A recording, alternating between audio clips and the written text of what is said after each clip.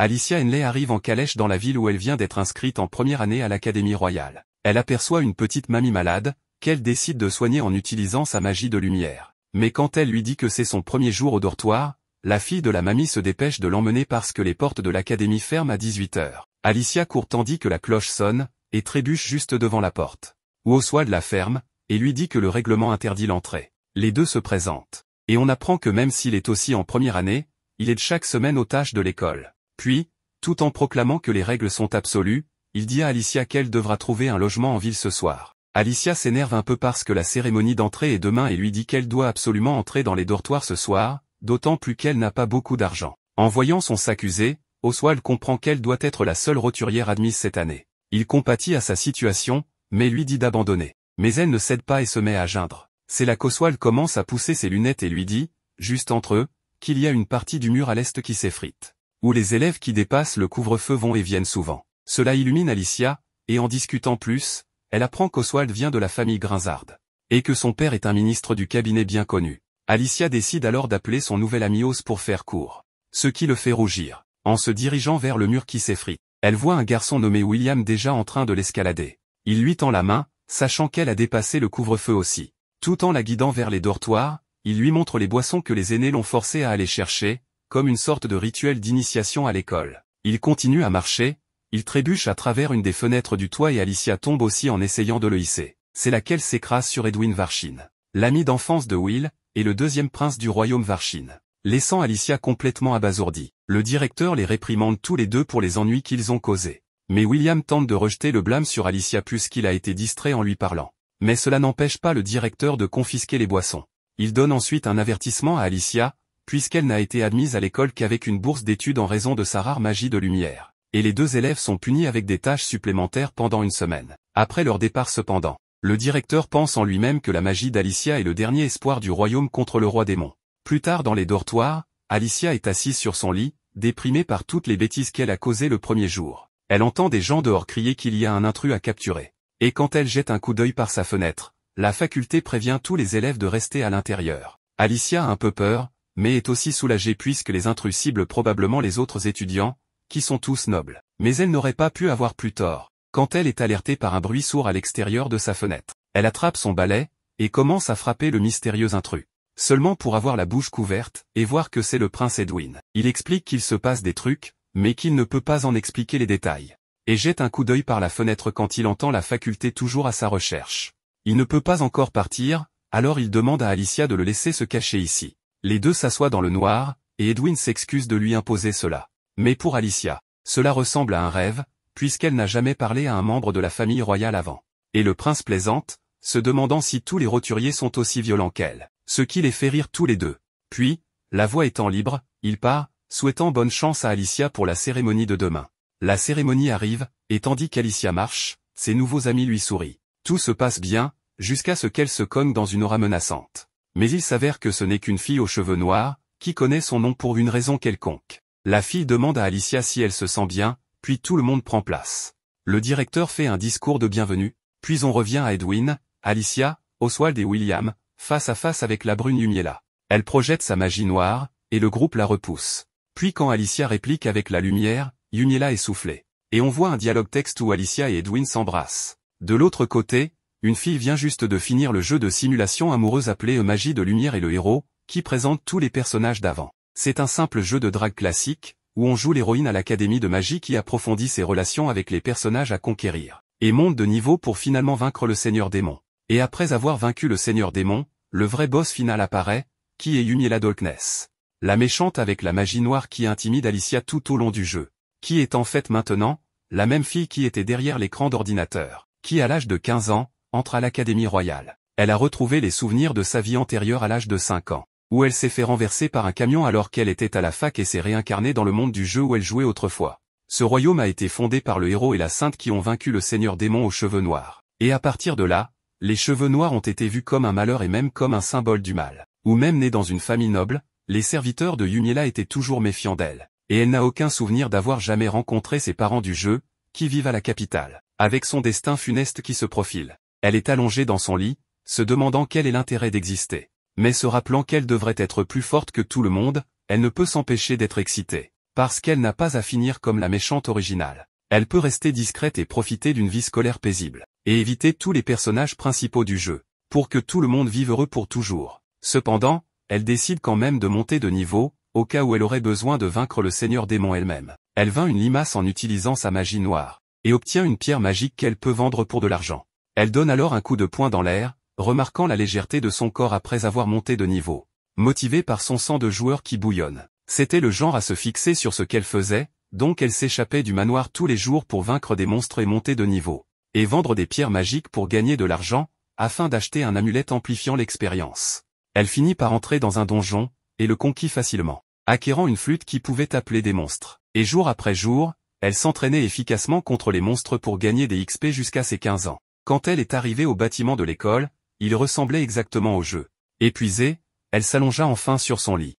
Elle lit un petit mot de son père, lui disant qu'elle doit se lier d'amitié avec de nombreux garçons nobles, pour que l'un d'eux l'épouse et devienne l'héritier de leur famille. Ce qu'elle n'a pas très envie de faire. Elle sort, et regarde Alicia arriver en retard à la porte de 18 heures, tout comme dans le jeu original, et s'éloigne en se rappelant qu'elle doit éviter ces 4-là pour profiter d'une vie paisible. Lors de la cérémonie d'entrée, les autres élèves continuent de la fixer, très certainement à cause de ses cheveux noirs. La faculté commence à évaluer le niveau des élèves, Alicia étant d'abord révélée au niveau 1.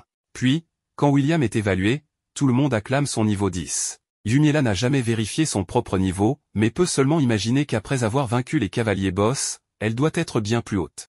Elle est appelée ensuite, et touche nerveusement le cristal, et tout le monde est choqué de voir qu'elle est niveau 99. Eh bien, il est temps de dire adieu à sa vie paisible. Tous les élèves se mirent à chuchoter à propos du niveau, tellement élevé de Yumiella, chose jamais entendue auparavant. Beaucoup la regardaient bouche bée, tandis qu'Alicia était un vrai bouquet de nerfs. Yumiella n'avait jamais imaginé que son niveau serait si élevé. Le directeur essaie de calmer tout le monde, en leur disant que cela doit être une erreur. Ils amènent donc un autre outil de mesure de niveau et lui font repasser le test. Mais bien sûr, il n'y a absolument aucun changement. Pendant que les élèves continuent à parler entre eux, le professeur de magie demande à Yumiella si elle savait que son niveau était si élevé. Elle pense qu'elle ne peut plus garder secret qu'elle est le boss surpuissant. Elle admet alors ouvertement qu'elle pense que son niveau est correct. Le professeur blond dit alors qu'il n'y a pas de problème avec l'outil de magie lui-même, et accuse Yumiella d'avoir trafiqué le résultat. Mais elle nie l'allégation. Les professeurs pensent qu'elle ment, car pour monter de niveau, elle aurait dû tuer des monstres, poussant les élèves à l'accuser également de mentir. Comment cette lycéenne aurait-elle pu tuer des monstres quand aucun d'entre eux ne l'a fait? Le directeur les calme et leur dit que Yumiella pourra prouver ce qu'elle vaut quand les cours commenceront. Il lui demande ensuite de se présenter aux élèves, et elle s'assoit. Elle n'a pu s'empêcher de penser qu'Alicia aurait eu le plus d'attention, en tant que roturière avec la magie de lumière. Mais malheureusement, Yumiella a volé la vedette sans le vouloir. La cérémonie d'entrée est suivie d'un buffet, où Yumiella est complètement mise à l'écart par ses camarades. Il n'y a personne qu'elle connaisse, ni personne qui veuille traîner avec elle. Et pour éviter d'attirer encore plus l'attention, elle décide de partir tôt. En partant, William la poursuit en lui demandant quelle supercherie elle a utilisée pour truquer son niveau. Et elle est agacée par cet idiot collant. Il l'appelle une honte en tant que noble et commence à l'insulter, jusqu'à ce qu'Edwin intervienne. Il comprend ce que ressent William d'être éclipsé, mais dit aussi que ce n'est pas le bon endroit pour faire des histoires. Yumiella se présente alors poliment. Mais quand Edwin entend le nom d'Holkness, il fait un commentaire mesquin, en l'appelant pseudo-métropolitaine. Edwin explique qu'il connaît William qui s'est entraîné plus dur que n'importe qui quand il grandissait. C'est comme ça que William a atteint le niveau 10 avant même d'entrer à l'école. Donc pour Edwin, Yumiella a piétiné tout son dur labeur. Yumiella s'est sentie un peu mal. Mais elle se demande pourquoi tout le monde suppose juste qu'elle a triché. Bien qu'elle ne puisse pas vraiment les blâmer d'être suspicieux. Elle réaffirme qu'elle est bien niveau 99, causant la stupéfaction des deux garçons. Puis le troisième idiot, Oswald, apparaît juste pour dire qu'elle devrait trouver un mensonge plus crédible. Yumiella sait que ces trois gars sont des prétendants qui ont un rôle majeur dans le jeu. Edwin, l'épéiste magicien et prince du royaume. William, la brute musclée avec un fort sens de la justice et un tempérament explosif. Et Oswald, le prodige de la magie. Bien que le trio était très populaire parmi toutes les filles qui jouaient au jeu, Yumiella n'a jamais été intéressée par l'un d'entre eux. Et aimerait aussi éviter tout contact avec eux pour ne pas déclencher les événements du jeu. Le prince lui dit de prouver son statut de niveau 99, mais il est clair pour Yumiella qu'il n'a pas bien réfléchi. Elle ne veut pas faire plus de remous, mais elle est probablement si puissante qu'elle pourrait facilement détruire le pays entier. Elle essaie d'esquiver en disant à propos de magie, n'y a-t-il pas une roturière qui utilise les attributs de lumière? Regardez, elle est là-bas, tout en désignant Alicia et en disant aux trois garçons que cette fille semble aussi avoir du mal à s'intégrer. Les trois crétins répondent en gros à Yumiella, on s'occupera d'elle plus tard et vont draguer Alicia. De retour dans sa chambre, la bonne de Yumiela, Rita, demande pourquoi elle est rentrée tôt. Bien sûr, c'est parce qu'il n'y a personne avec qui elle a envie de passer du temps. Poussant Rita à réprimander Yumiela, puisque le duc d'Olkness veut que sa fille trouve un mari. Yumiela demande alors ce que signifie ce qu'Edwin l'a appelé plus tôt, une pseudo-métropolitaine. Cela fait halter Rita, et Yumiela apprend que ça se rapporte définitivement à la lignée de la famille d'Olkness. Rita explique alors les deux types de nobles. Les nobles du centre qui ont le pouvoir ici dans la capitale, et les nobles régionaux qui ont le pouvoir sur les terres en dehors de cette zone. Un pseudo-métropolitain est un noble régional qui passe son temps ici dans la capitale, même s'il n'a aucun pouvoir. Amenant Yumiela à comprendre que ça désigne des nobles inutiles qui passent tout leur temps à ne rien faire dans la capitale, sans travailler, laissant leurs terres réellement gouvernées par des employés. Mais Rita ne sait pas comment réagir à la vérité sur la paresse des parents de Yumiela. Le premier jour de classe, Yumiela se retrouve isolée. Ce qu'elle préfère puisqu'elle peut pratiquement être un personnage de fond pendant les 3 prochaines années. Mais malheureusement, avec son niveau 99, son audition est au max aussi. Elle peut donc entendre tous les élèves médire sur elle. Yumiela remarque alors les 3 simpleurs tournant autour d'Alicia qui arrive en classe. Elle note que si les choses se déroulaient comme dans le jeu original, Alicia ne devrait pas encore être si proche d'eux. Yumiela se demande si l'histoire a changé depuis qu'elle leur a envoyé la fille. Alicia remarque alors que Yumiela les regarde, et lui lance un regard noir, laissant Yumiela se demander pourquoi. On passe au premier cours de l'après-midi, qui portait sur le maniement pratique de l'épée. Et même avec une expression de pierre, Yumiela est intérieurement excitée à l'idée de tenir une vraie épée pour la première fois. Cela lui rappelle un souvenir d'épée en plastique qu'elle avait eu lors d'une sortie scolaire. Un objet que n'importe quel gamer aurait voulu avoir. Mais elle n'avait pas pu se le permettre à l'époque. Le professeur fait s'affronter Yumiela et William pour évaluer leurs compétences. Et avec la plupart des élèves encourageant William et lui se motivant. Yumiela se demandait comment elle pourrait éviter de le tuer accidentellement. En tant que méchante la plus puissante, Yumiela affronte William, l'élève le plus fort. Elle commence à prendre position mais sa posture surprend le garçon qui lui dit de le prendre au sérieux mais elle dit qu'elle ne s'est jamais battue avec une épée. Cela énerve William qui lui dit qu'il va lui briser au moins 2 os. William fonce à toute allure sur elle mais elle trouve qu'il est trop lent. Avec son épée, Yumiela le fait perdre l'équilibre et il tombe sur le visage. Les élèves et le professeur furent sidérés. Mais William refusa d'accepter sa défaite. Cependant, d'une toute petite frappe, Yumiela l'envoie valser. Elle le ramasse délicatement, demandant au prof si elle devrait amener William à l'infirmerie. Cependant, le prof dit qu'il s'en occupera, donc en attendant tout le monde devrait s'entraîner au coup d'épée sans aucun duel. Yumiela regarde simplement ses camarades de classe, et ils reculent tous de peur. Elle pense qu'il n'y a pas de raison, cependant, le fait que William n'ait pas été découpé en morceaux devrait prouver qu'elle retenait ses coups. Elle essaie alors des coups d'entraînement, qui provoquent de furieuses rafales de vent contre les élèves. Le cours de magie pratique commence ensuite. Le test est que les élèves utilisent leur magie contre le mannequin d'entraînement, pour que le prof puisse évaluer leurs compétences magiques. On apprend que dans ce monde, les 4 attributs de base sont le feu, le vent, l'eau et la terre. Puis quand Alicia tire sa petite magie de lumière, on explique que la lumière et les ténèbres sont des attributs rares, ce qui pousse les autres élèves à la féliciter. Oswald fait ensuite étalage de sa maîtrise des 4 éléments de base, provoquant les mêmes éloges des élèves et du prof. Il pointe ensuite Yumiela pour montrer ses vraies capacités magiques. Mais elle ne lui en veut pas de la façon dont elle s'apprête à l'embarrasser. Considérant qu'il n'était pas dans la classe où elle a tabassé William, Yumiela demande au prof si elle peut casser le mannequin. Mais le prof explique que c'est impossible, puisque Yumiela devrait être aussi forte qu'un mage du palais. Quand elle tire une minuscule flamme noire, Oswald se moque d'elle. Cependant le prof la regarde aussitôt avec crainte. La magie désintègre le mannequin jusqu'à le réduire à néant. Oswald perd les pédales, témoin d'une infime fraction du pouvoir de Yumiela. Le prof essaie de calmer tout le monde, car c'est la première fois qu'il voit la magie des ténèbres, qui, comme chacun sait, est utilisée par les monstres démoniaques. Mais ils paniquent tous, à juste titre. Puis Oswald s'enfuit comme un bébé, puisque quelqu'un est meilleur que lui en magie. Puis Edwin et le directeur arrivent avec les papiers officiels d'expulsion de Yumiela. Le directeur dit que ceux qui mentent ne sont pas aptes pour l'académie. Le directeur déclare que cela rendra probablement aussi sa vie dans le royaume difficile. Mais Yumiela dit tranquillement qu'il ne serait pas si mal de déménager dans un autre pays.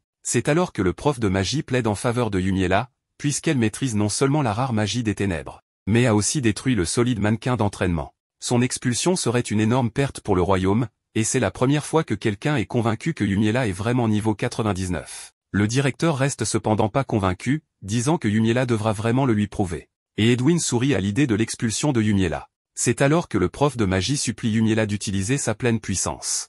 Et avec une requête si humble, Yumiela trouve cela dur à refuser. Yumiela leur dit alors qu'elle tirera sa magie vers le ciel. Elle demande la permission à Edwin, parce que si quelque chose de mal se produit, elle veut qu'il en prenne la responsabilité. Il l'humorise, pensant que sa magie ne ferait rien. Elle décide alors d'utiliser son sort le plus puissant, celui que seul le Seigneur Démon et elle pouvaient utiliser dans le jeu. Et même en se retenant, le trou noir choque tout le monde, aspirant tout vers une fin potentiellement fatale. Avec certainement assez de puissance pour tuer tout le pays. Yumiella le résorbe, et va narquoisement demander à William s'il est convaincu qu'elle est niveau 99. Ce qui est tellement satisfaisant quand on le voit totalement anéanti. Le lendemain du jour où elle a utilisé le trou noir, elle fut convoquée pour une audience avec le roi. Alors qu'elle traversait les lieux, de nombreux sujets chuchotaient sur ses cheveux noirs et son utilisation de la magie noire, soupçonnant ses liens avec le Seigneur Démon. Elle se présenta gracieusement devant le roi, mais après avoir levé la tête, le roi s'excusa pour l'impolitesse de son fils Edwin et les mauvais traitements de la part des enseignants à l'académie.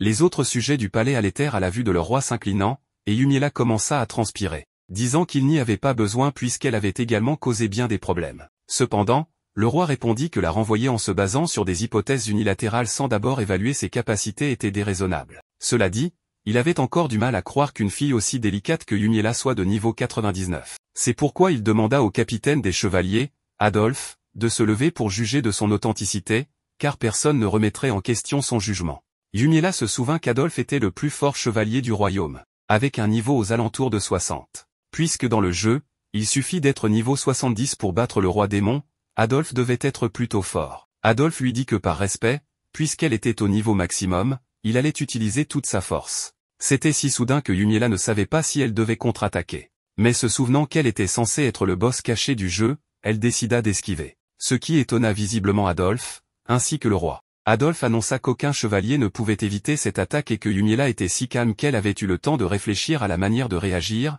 vérifiant son authenticité d'être de niveau 99. Tout le monde acceptant la réponse d'Adolphe, le roi demanda à Yumiella de démontrer sa magie. Elle utilisa alors son sort de lance d'ombre pour invoquer des pics du sol. Le roi fit alors remarquer que la magie noire était inhabituelle et consulta le mage principal du palais à ce sujet. Le mage expliqua que beaucoup pensaient que les monstres maléfiques utilisaient la magie noire. Mais en réalité, elle n'était ni meilleure ni pire que n'importe quel autre attribut magique. Tout dépendait de qui l'utilisait. Cependant, c'était extrêmement rare, ce qui avait probablement amené beaucoup de gens à penser que les utilisateurs de magie noire étaient mauvais. Le roi en vint rapidement à la conclusion que la crainte des gens envers la magie noire n'était due qu'à un manque de compréhension. Et il était également probable que ce soit la raison pour laquelle les gens craignaient les cheveux noirs pour la même chose. Yumiella fut reconnaissante car il l'annonçait devant tout le monde, de cette manière le royaume pourrait avoir moins peur des cheveux noirs et de la magie noire à l'avenir. Il applaudit ensuite Yumiella pour son excellence d'avoir atteint le niveau maximum et lui demanda sa méthodologie. Elle leur dit qu'elle n'avait rien fait de spécial. Juste qu'après avoir gagné de l'argent en tuant des monstres dans son domaine, elle avait acquis un amulette de croissance et était entrée seule dans un donjon. À partir de là, elle jouait de la flûte pour appeler les monstres et les massacrait sans relâche. Même si elle n'y pensait pas beaucoup, tout le monde était affolé. Même le roi transpirait. Il demanda à Adolphe s'il pourrait faire la même chose. C'est à ce moment qu'Adolphe expliqua qu'on ne pouvait équiper qu'une seule amulette à la fois. Une personne normale n'enlèverait jamais une amulette de protection pour l'amulette de croissance de Yumiella. Parce que les amulettes de protection bloquent les blessures mortelles. Adolphe aurait trop peur d'appeler des monstres s'il était seul, faisant réaliser à Yumiella qu'elle pourrait être une aberration dans ce monde. Le roi demanda alors à Yumiella de mettre sa force au service du royaume. Et en tant que l'un de ses sujets loyaux, elle accepta d'être un bouclier pour le royaume. Il voulait la récompenser avec tout ce qu'elle désirait, qu'il s'agisse d'un domaine, d'un trésor royal ou même lui offrir son fils Edwin en mariage. Elle considéra l'offre très généreuse, mais elle n'était pas intéressée par ce crétin. Et elle pouvait dire que c'était probablement un moyen de l'enchaîner au royaume. Elle lui fit alors part de son désir de vivre une vie de paix totale. Et le roi accepta, mais dans son cœur, Yumiella avait 100% l'intention de fuir le royaume si quelque chose d'indésirable arrivait. Après cela, la reine lui donne rendez-vous pour discuter avec elle. Une fois dans la chambre, la reine dit à Yumiella qu'il n'était pas nécessaire d'être formelle et que tout ce qui serait dit dans cette pièce resterait dans cette pièce. Mais tout ce que Yumiella voulait, c'était partir. La reine pouvait dire que Yumiella était le genre de personne qui détestait avoir de l'autorité ou des responsabilités. Mais elle semblait aussi assez intelligente. Yumiella se demanda pourquoi la reine lui faisait autant confiance. La reine répondit que la plupart des nobles feignaient d'être exemples d'avidité dans des tentatives de s'approcher de leur famille. Donc savoir quand quelqu'un était sincère ou avait des arrière-pensées était quelque chose que la reine comprenait naturellement. La reine expliqua alors le but de leur rencontre. Elle annonça l'arrivée du Seigneur Démon dans 2 ans. Et elle voulait que Yumiella l'aide à le vaincre. Yumiella fut un peu choquée. Elle n'avait aucune idée que la famille royale savait déjà que le Seigneur Démon allait revenir depuis sa défaite face au premier roi. La reine expliqua alors son plan de rassembler une petite force d'élite menée par son fils Edwin, incluant des étudiants talentueux comme Alicia à recruter. C'était quelque chose qu'Edwin essayait de découvrir quand il s'était caché dans la chambre d'Alicia le premier jour dans les dortoirs. Yumiella accepta d'aider. Mais la reine s'excusa car il y avait une condition. La famille royale devait vaincre le seigneur démon. Sinon, leur droit de régner serait soupçonné. Elle sourit alors, suggérant que Yumiella devienne une sainte et épouse Edwin. Mais Yumiella répond non merci si vite que c'est comme un réflexe. Elle s'excuse, mais la reine le prend bien. La reine explique alors que le problème actuel est que tous les nobles vont essayer d'attirer Yumiella dans leur faction. Il y a essentiellement deux factions, la faction du roi et la faction anti-roi. La faction anti-roi est menée par le duc Ilrose, qui contient tous les nobles mécontents de l'état actuel du royaume et les arrivistes comme les parents de Yumiella. Yumiella comprend vite que ses parents pourraient suivre les ordres de la famille Ilrose, et demande ce qu'elle devrait faire si ses parents lui ordonnent d'épouser un Ilrose. Mais la reine a déjà préparé des ordres qui empêcheront Yumiella d'être mariée au moins jusqu'à ce qu'elle ait fini l'académie, donnant à Yumiella du temps pour régler sa situation familiale. Le roi et la reine parlent alors en privé, louant la force de Yumiella. Malgré l'éloignement de ses parents et le rejet de la société pour ses cheveux noirs, elle ne garde aucune rancune envers personne. Un témoignage de son excellent caractère. Une semaine après avoir été convoquée au château, les gens ont traité Yumiella différemment à l'école. Beaucoup d'étudiants qui avaient peur ont commencé à la saluer régulièrement. Cependant, Alicia flippait toujours en la voyant. Le trio d'idiots s'est même légèrement excusé auprès de Yumiella, probablement à cause d'une remontrance du roi. Même s'ils avaient complètement tort. Le plus gros changement dans la vie de Yumiella fut le nombre de propositions de mariage qu'elle a reçues. Elle a appris à les écarter rapidement, en disant à ses prétendants qu'elle n'aimait que les hommes plus forts qu'elle. Sauf que le fils de la famille Ilrose ne voulait pas comprendre l'allusion. Alors elle l'a convaincu qu'il serait exécuté,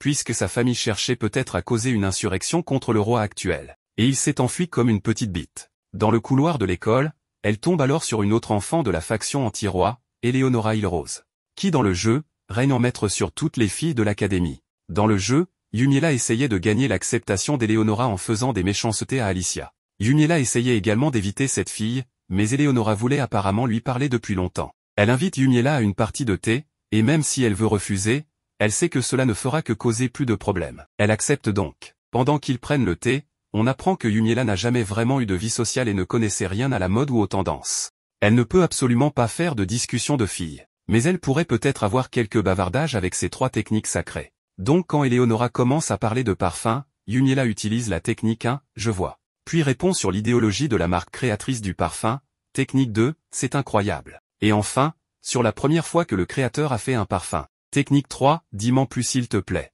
Remarquant à quel point Eleonora est une pipelette, Yumiella a l'impression qu'Eleonora ressemble bien plus à une vilaine qu'elle. Eleonora en vient finalement au but de leur rencontre, qui est de dire à Yumiella qu'elle veut qu'elle renonce à épouser le prince Edwin. Ce qui n'était pas du tout là où Yumiella pensait que ça allait. Elle dit à Yumiella d'arrêter de faire l'idiote, mais Yumiella ne peut s'empêcher de penser qu'Eleonora devrait probablement dire ça à Alicia. Elle explique alors qu'elle n'a aucun intérêt pour le prince, et qu'Eleonora irait beaucoup mieux avec lui. Ce qui fait rayonner Eleonora qui est totalement d'accord et qui se met à bavarder et à tournoyer sur son béguin. Le lendemain, pendant qu'elle déguste son déjeuner, des étudiants demandent à manger avec Yumiella. Mais alors Alicia apparaît, demandant si Yumiella est le seigneur démon, ce à quoi elle ne s'attendait pas du tout. Les autres filles furent stupéfaites à l'idée que Yumiella puisse être le seigneur démon.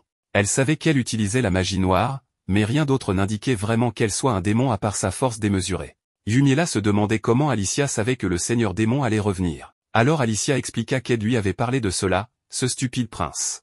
Est-ce qu'il avait réellement dévoilé des informations top secrètes à Alicia? Yumiella demanda si Ed avait dit à Alicia quel était le seigneur démon. Cependant, ce qu'il lui avait dit, c'est que le seigneur démon reviendrait dans 2 ans. Mais Alicia avait le sentiment qu'à cause des cheveux noirs et de la magie noire de Yumiella, il y avait quelque chose de plus chez elle. Puis, les 3 idiots apparurent de nulle part pour protéger Alicia. Yumiella clarifia la situation en leur disant qu'Alicia disait que le seigneur démon revenait, ce qui était une information censée rester top secrète. Cependant, Edwin dit carrément que c'est vrai pour que tous les élèves l'entendent. Et William enchaîna en traitant Yumiella de seigneur démon. Mais non, Yumiella n'est pas le seigneur démon. Elle peut être le boss caché, mais pas le seigneur démon. Après tout, s'ils savent qu'il va revenir dans 2 ans, qu'est-ce qui leur fait penser qu'elle est le seigneur démon? William commença à l'accuser fermement. Alors Yumiella se leva et commença à faire étalage de sa puissance, leur demandant s'ils pensaient vraiment pouvoir la battre, faisant reculer William de peur, se souvenant comment elle l'avait battu pendant les cours d'entraînement à l'épée. Yumiella demanda ensuite à Oswald s'il la pensait être le seigneur démon, et il répondit juste si c'est ce que dit Alicia, ce qui montre clairement qu'il est un idiot aussi. Mais il conclut logiquement que cela expliquerait sa force démesurée, ce qu'elle ne peut nier. Elle leur dit qu'elle est probablement plus forte que le seigneur démon, mais que ça n'a pas d'importance. Parce que tous les trois sont trop faibles. S'ils avaient l'intention de la vaincre, ils devraient devenir plus forts. Elle se leva, prête à partir de cette conversation. Mais attendez. C'était peut-être sa chance de leur apprendre à bien monter de niveau. Elle commença à leur expliquer les bases du monter de niveau qui implique de vaincre des monstres, et des heures interminables de grains pour monter. Ils devraient faire des donjons sans arrêt pour tuer un maximum de monstres. Ils devraient tous arrêter de porter des amulettes de protection au profit d'amulettes de croissance qui doubleraient leur XP. Puis utiliser une flûte d'appel pour vaincre autant de monstres que possible. Et pour maximiser l'efficacité, combattre en solo plutôt que former un groupe. Yumiella, qui n'est normalement pas si bavarde, blablatait sur les complexités d'une montée de niveau efficace. Ce qui déprima un peu les garçons en entendant des méthodes qu'aucun habitant de leur monde n'aurait le courage d'endurer. Même Alicia ne pouvait pas envisager de chasser des monstres boss. Et se fixer des objectifs de performance comme si le level up était une sorte d'emploi. Mais elle fut surprise d'entendre Yumiella lui dire à quel point sa magie de lumière était importante. En insistant même pour qu'elle passe tout son temps à monter de niveau dans des donjons de type ténèbres pour pratiquer sa maîtrise. Yumiella était si fière de son explication que tout le monde resta sans voix. Cependant, le prince cria qu'elle essayait de les tuer tous. La faisant se demander si ce qu'elle avait suggéré était trop difficile pour eux. Edwin lui dit qu'il partait. Et même si Yumiella propose de venir avec eux s'il pense que ce qu'elle a suggéré était trop dur, le prince est déterminé à devenir plus fort à sa manière. Yumiella pensa alors, ok, peut-être que le groupe d'Edwin n'est pas si enthousiaste. Mais sûrement que tous les autres étudiants seraient ravis de monter de niveau plus efficacement. Mais ce ne fut pas le cas. Et tout le monde se méfia encore plus de Yumiella ce jour-là. Yumiella se demanda pourquoi Alicia avait si peur d'elle. Pensant qu'il y avait une chance qu'Alicia ait également réincarné comme elle. Alors elle décida d'observer Alicia un peu plus ces prochains jours. Jour après jour, elle commença à surveiller Alicia. Mais conclut que sa théorie selon laquelle Alicia s'était réincarnée était fausse. C'est juste une gentille fille. Elle se souvient que dans le jeu, Alicia est le genre joyeuse et innocente qui s'inscrit à l'académie pour pouvoir aider les autres avec sa magie. Au début, elle ne comprenait pas les coutumes nobles. Donc elle ne s'intégrait pas. Puis les personnages conquérables l'ont aidée. Alors que Yumiella observe Alicia caresser un chat dans un arbre, elle en déduit qu'Alicia est à peu près la même que dans le jeu. Ce sont les réactions d'Alicia envers elle-même qui la déstabilisent. Elle ne voit pas non plus souvent Alicia avec d'autres filles. Mais elle imagine qu'avoir les trois garçons autour d'elle en permanence la rend difficile d'approche. Elle voit ensuite Alicia décider de partir et se prépare à la suivre. Mais d'abord, Yumiella décide qu'elle veut caresser le chat. Mais le chat panique et s'enfuit. C'est l'effet secondaire fâcheux d'avoir réincarné en Yumiella Darkness. Les animaux ont une peur bleue d'elle. Elle repère alors un de ses camarades de classe, Patrick Ashbatan, qui la fixe. Mais il n'y a voir vu quoi que ce soit. Yumiella essaie d'expliquer que ce n'est pas que le chat s'est enfui d'elle. Elle aurait pu l'attraper, mais aurait dû utiliser la force. Donc il est plus juste de dire qu'elle l'a laissé partir. Patrick la regarde en silence pendant quelques instants. Puis Yumiella s'excuse, puisqu'elle doit continuer à observer Alicia. Elle repère Alicia à l'étage supérieur, alors elle y saute, s'agrippant au rebord si fort qu'il se fissure. Elle voit Edwin l'aider à étudier, et se demande si cela signifie qu'Alicia est entrée dans la route de conquête d'Edwin. Elle entend alors Edwin demander à Alicia pourquoi elle pensait que Yumiella était le seigneur démon. Puisque son père lui a dit qu'elle ne l'était pas, Alicia répond alors en se concentrant sur un dessin. Et montre à Edwin son impression de Yumiella, qui n'est qu'une sombre créature noire. Ce monstre effrayant est la seule chose qu'Alicia voit quand elle regarde Yumiella. Mais après avoir entendu l'explication d'Edwin, elle conclut que cela pourrait avoir un lien avec sa magie de lumière, faisant comprendre à Yumiella qu'Alicia réagit comme ce chat. Quoi qu'il en soit, Alicia ne semble pas du tout réincarnée. Nous passons ensuite au bureau du principal car Yumiella y a été convoquée. Et nous rencontrons Ronald, le nouveau principal employé par le roi comme envoyé pour aider Yumiella. Elle demande où est passé le précédent principal. Et Ronald répond il a démissionné. C'est-à-dire qu'il s'est fait virer. Il s'assoit pour parler, et Ronald traite Edwin de fauteur de troubles pour avoir annoncé le retour imminent du Seigneur Démon, puisque c'était censé être un secret d'État. Il remarque qu'Edwin n'a pas toujours été du genre à se comporter aussi impulsivement, mais que récemment, lui et ses deux meilleurs amis ont le même comportement. Yumiella demande s'il leur est arrivé quelque chose. Alors Ronald explique que les exploits de Yumiella ont probablement brisé leur fierté. Cependant, avec les prochains cours pratiques des étudiants, il veut que Yumiella surveille tout le monde pendant l'entraînement. Nous passons à l'entraînement sur le terrain, où tous les étudiants se rassemblent pour affronter ensemble des monstres des ténèbres afin de monter en niveau. Yumiella les observe simplement car étant au niveau maximum, elle n'a aucune raison de faire étalage de ses compétences. Elle repense à Ronald lui expliquant qu'elle est chargée de surveiller les nobles régionaux, puisqu'ils combattent plus souvent des monstres dans leur domaine loin de la capitale. Elle a demandé si le groupe d'Edwin s'entraînerait avec les nobles centraux. Cependant, ils reçoivent un entraînement spécial, ce qui rend Yumiella très curieuse.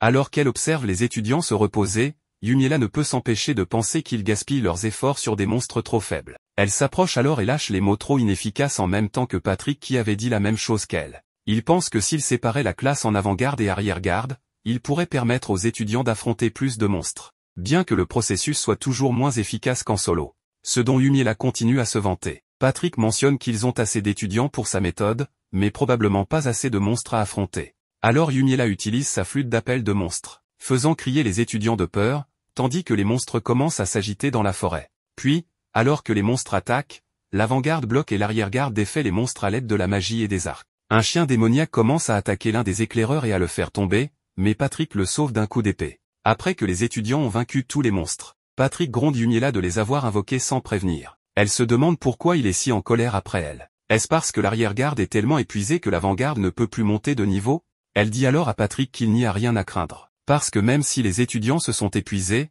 elle retiendra les monstres cette fois-ci. Patrick essaie de l'arrêter, mais c'est trop tard. Elle souffle à nouveau dans la flûte d'appel. Elle s'approche alors, se met en puissance, et stoppe les monstres en utilisant l'entrave des ténèbres. Ainsi, les étudiants peuvent prendre leur temps pour les tuer. Patrick teste cette méthode et confirme qu'elle est bonne. Et même si Yumiela ne voulait pas de mal, elle a quand même donné la migraine à Patrick qui devait garder les étudiants en vie. Un chien démoniaque bondit soudain pour attaquer Yumiela et Patrick se jette devant elle pour bloquer l'attaque. Yumiela le défait alors d'un seul coup de poing. Bien que Patrick ait subi une blessure superficielle, elle décide de le soigner, puisque la magie des ténèbres a aussi des sorts de soins. Mais les soins ténébreux sont absolument grotesques. Quelque chose que Patrick n'a pas trop envie de voir. Patrick ressort complètement guéri et remercie Yumiela. Elle lui demande pourquoi il s'est jeté devant elle, et il répond qu'il essayait juste de la protéger. Elle a trouvé cela ridicule, puisqu'elle est la niveau 99. Mais il lui dit de faire attention, car il sera trop tard quand quelque chose de vraiment grave arrivera. Elle le remercie de s'inquiéter pour elle et commence à rougir. Avec sa force suprême, personne ne s'était jamais inquiété pour elle auparavant. Elle se sentait un peu gênée. Patrick lui dit alors de mentionner quand elle va utiliser la flûte à monstre la prochaine fois. Elle comprend, et lui dit qu'elle va l'utiliser à nouveau. Mais malheureusement, Patrick n'a pas le temps de l'arrêter. Laissant les étudiants crier, ils veulent juste que ça se termine. Le lendemain de la leçon sur le terrain, le principal a averti Yumiela d'arrêter d'utiliser la flûte d'appel de monstre pour trop entraîner les élèves. Les deux poursuivent leur discussion sur le fait que la magie noire possède également des arts de guérison. Yumiela affirmant même qu'elle peut faire repousser un bras. Il devient nerveux, se demandant si elle parle d'expérience. Et elle répond calmement, « Ouais. Quand j'étais enfant, je me suis coupé le bras. » Le rendant encore plus nerveux. Mais elle se souvient à quel point c'était juste, puisqu'elle a failli se trancher la tête. Et aucune magie de guérison ne peut faire repousser une tête. Elle demande ensuite comment se passent les leçons du noble central. Et le principal Ronald répond qu'il pense qu'Edwin et ses amis gagnent des niveaux. Avec William en avant-garde et Edwin et Oswald éliminant les monstres qu'il a ratés. Le seul problème étant que le groupe d'Edwin a tué tous les monstres lui-même. Et les autres élèves ne peuvent pas gagner de niveau de cette façon. Yumiela demande ensuite des nouvelles d'Alicia, mais c'est la même chose. Elle n'a tué aucun monstre. Yumiela se demande si Alicia voulait en faire plus. Mais même si le rapport ne transmet pas les détails, Ronald soupçonne que les trois garçons voulaient juste se montrer devant la fille qu'ils aimaient. Mais puisqu'Alicia possède la magie de la lumière, leur pays a besoin qu'elle devienne plus forte. Et Yumiela pourrait être assignée pour l'aider. Ce qui la rend enthousiaste à l'idée de l'aider. En imaginant le fort avantage d'Alicia contre les monstres démoniaques grâce à sa nature lumineuse. Mais Ronald ne pense qu'à Alicia hurlant de terreur. Sur un autre sujet, l'école a reçu une demande de l'équipe de développement d'outils magiques du château pour tester l'endurance de certains outils magiques. Et Yumiela décide de se charger du travail. Les outils magiques sont exactement ce que leur nom indique, des outils imprégnés de magie. Outre les bases comme les armes et les armures, ils incluent également des choses comme l'amulette de croissance et la flûte d'appel de monstres. Ronald remet ensuite à Yumiela le matériau qu'ils veulent tester. Un métal spécial dont ils veulent faire une armure. Il a survécu aux attaques du capitaine des chevaliers Adolphe, mais ils veulent savoir comment il résiste face à Yumiela. Et alors qu'il parle, elle plie carrément le matériau résistant devant lui. Il est d'abord dérangé, mais veut que Yumiela décrive la force qu'il a fallu pour ça. Mais elle n'en a honnêtement aucune idée. Ronald essaie de le plier lui-même. Et il n'arrive même pas à le faire bouger, embarrassé. Yumiela erre dans l'école, jusqu'à ce que Patrick l'aborde. Il apprend de Yumiela qu'elle a effectivement été réprimandée pour avoir utilisé la flûte d'appel de monstre. Et il est soulagé qu'elle ait peut-être retenu la leçon. Un autre élève appelle Patrick, car leurs camarades de classe veulent qu'il gère la prochaine leçon sur le terrain. Faisant remarquer à Yumiela à quel point les autres élèves lui font confiance. Depuis le jour où la leçon sur le terrain s'est terminée, la vie scolaire solitaire et isolée de Yumiela a également pris fin. Alors que Patrick vient lui parler de temps en temps. Pendant le cours d'entraînement à l'épée, Patrick demande à Yumiela si elle aimerait s'entraîner avec lui, puisqu'elle n'est pas par pair. Les étudiants les regardent, probablement étonnés par ce qu'il vient de lui demander. Et Yumiela sent qu'il y en a plein qui aimeraient personnellement faire la paire avec lui. Mais il lui dit de ne pas s'en soucier, puisqu'il lui est redevable de l'avoir guéri. Elle dit cependant que ce n'est pas grave, puisqu'il aurait pu se guérir lui-même avec une potion.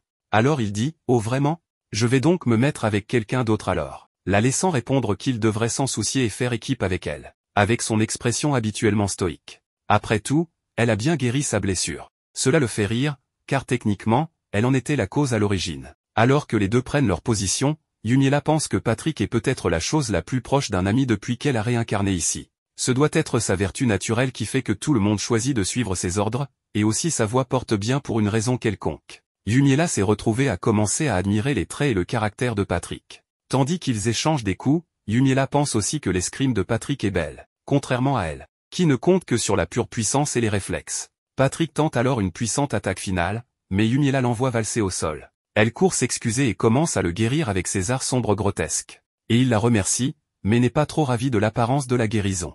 Yumiela continue de s'excuser, mais Patrick lui dit d'arrêter, car il se sent peut-être indigne d'être son partenaire. Elle n'est cependant pas d'accord, car elle veut apprendre de son style d'escrime pour s'améliorer encore plus, le laissant se demander pourquoi elle a besoin d'être si forte. Elle dit, probablement pour le Seigneur Démon.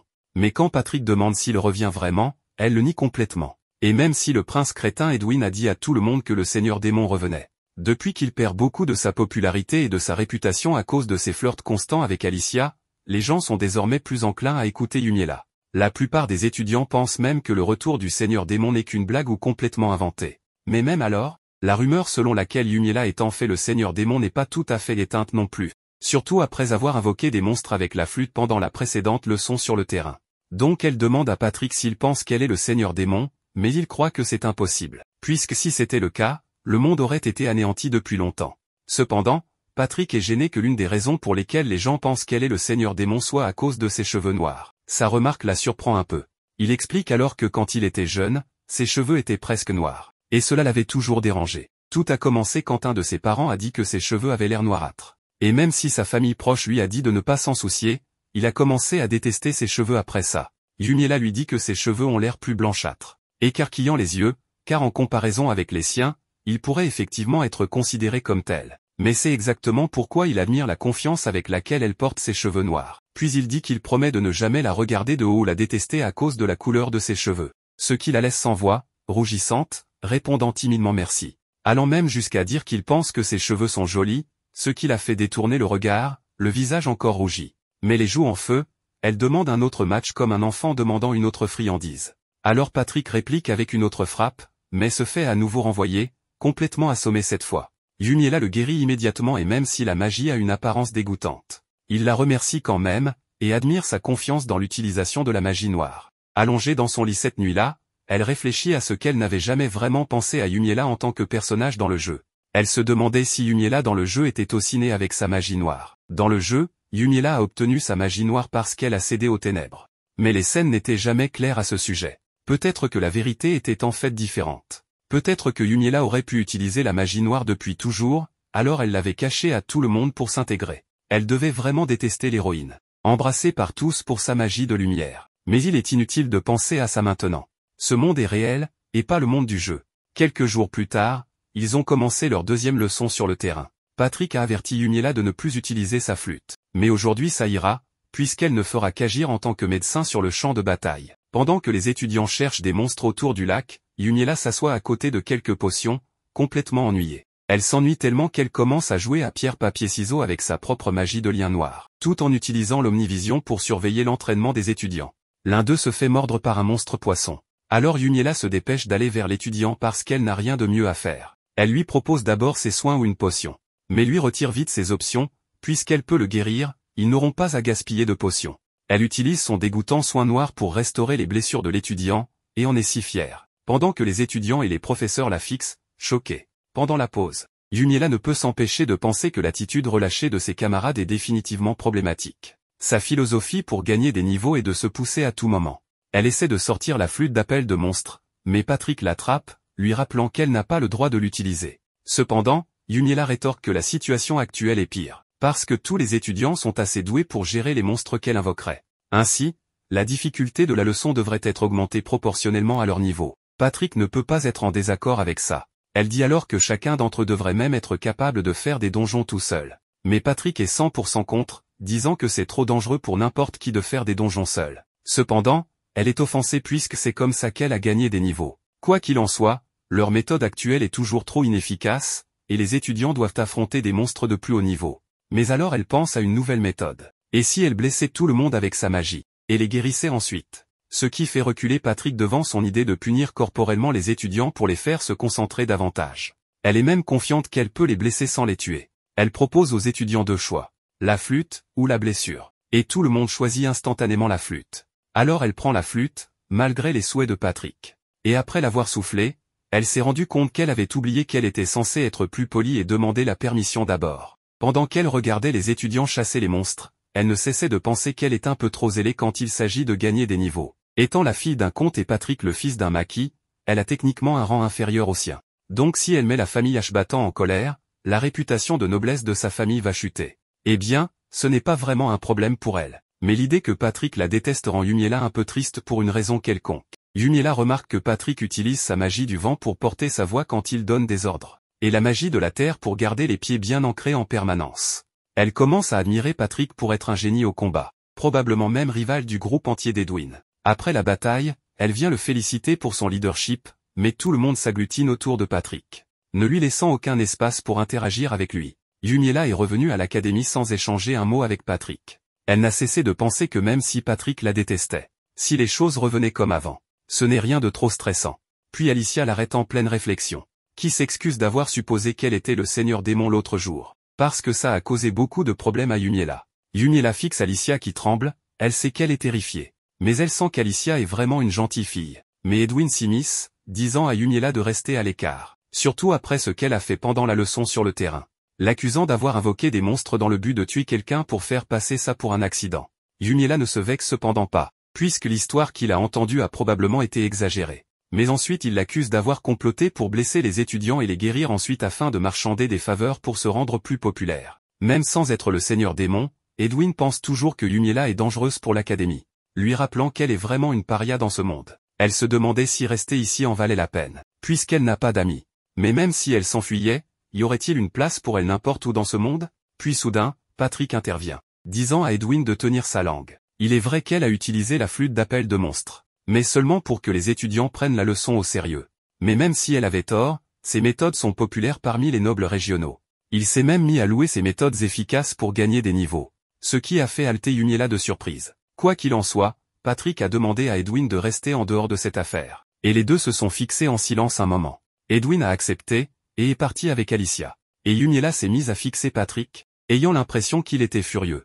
Il s'est ensuite tourné et a souri à Yumiela, la réconfortant sur la dureté d'Edwin envers elle. Elle se demandait s'il était sage pour Patrick de parler ainsi au prince. Mais Patrick étant fils de margrave, être détesté par le deuxième prince n'a aucune importance pour lui, puisqu'Edwin ne serait que légèrement supérieur en rang. Les mains de Yumiela ont commencé à trembler, pendant qu'elle demandait s'il était en colère. Mais il n'est pas autant en colère qu'exaspéré. Surtout depuis qu'il semble qu'Edwin manque de conscience de son propre rang royal. Mais Yumiela faisait référence à elle-même, pas à Edwin, le mettant en colère. Elle s'est ensuite excusée pour son impolitesse précédente. Mais Patrick n'y a vu aucun mal. Il n'est pas un noble central arrogant. Il veut que Yumiela lui parle comme elle se sent le plus à l'aise. Yumiela est choquée puisque la hiérarchie est censée être très importante dans la société noble. Est-il permis de faire des choses comme ça? Mais Patrick l'assure qu'il se moque des formalités.